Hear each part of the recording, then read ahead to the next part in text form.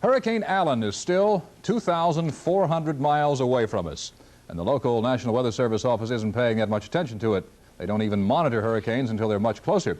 But news of the year's first hurricane in the Atlantic has forced some preparation here. Hurricane winds are dangerous indeed. This is part of an announcement you'll be seeing on this station during the hurricane season. Its message: pay attention to news of a hurricane and get out of the way before it's too late. Latitude 14.0 north, 62.6 west, moving towards the west-northwest at 20 knots.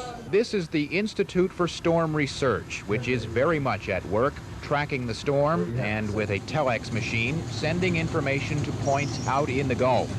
Its customers pay $3,000 a month. They are usually oil companies with huge investments in offshore rigs, wondering when and if to move its equipment and its people. And while the hurricane develops, they are relying quite a bit on satellite photographs like this one.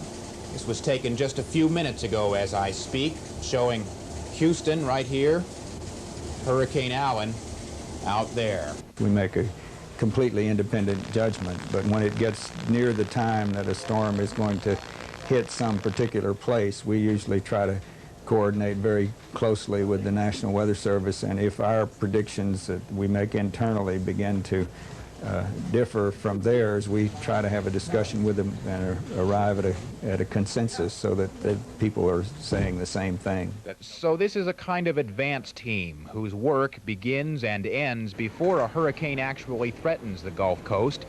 If Allen comes near, the Gulf waters should be safe, and the rest of us on shore should at least be prepared. Dan O'Rourke, Big 2 News.